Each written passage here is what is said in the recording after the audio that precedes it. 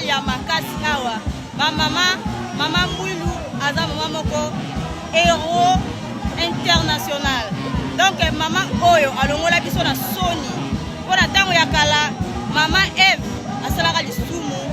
ba génération nyonso ba mama bazalaka okota likolo te pe ba mama badoko sololaka liboso ya mibali te okoki kotelema liboso ya mobali te po oza mwasi ya lisumu okoki koteya liboso ya mibali te po oza mwasi ya lisumu tozalaki pini ba mama sikoyo tokomi na ngonga oyo mama Mwilu asali effort mama lobi ke na tango ya kala basi abandaki kolonga te mpona lisumu wana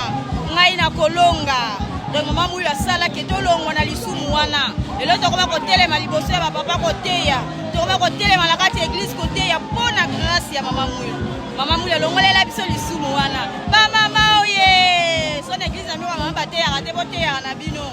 mama soki oteyaka te teyaka deja lisumu wana mama Mwilu alongolela biso yango wana tokoma na biso mpe lelo journée oyo bamama nde bateyaka lobi bamama bateyaki bamama bayembisaki bamama basalaki nyonso donc journée lelo eza seulement journée ya bamama vraiment oh là là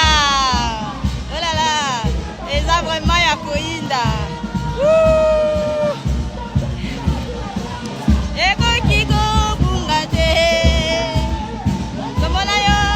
mama komona yo ekoki kobunga te kamba oye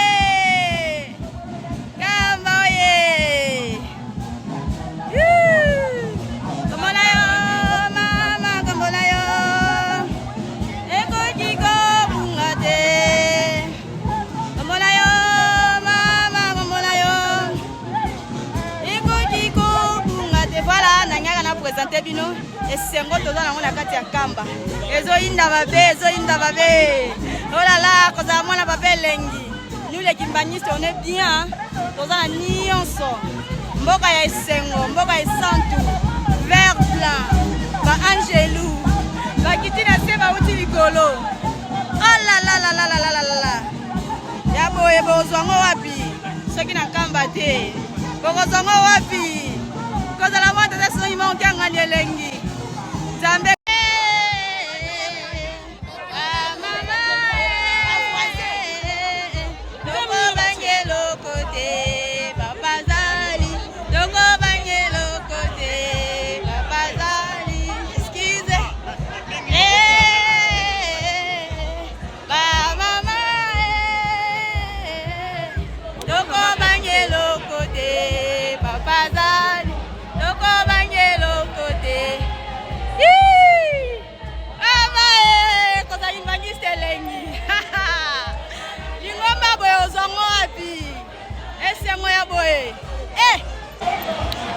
Zamba kitisa lingoma na yena se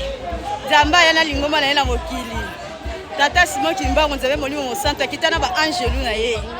ya yozo comprendre te olanda lingoma nini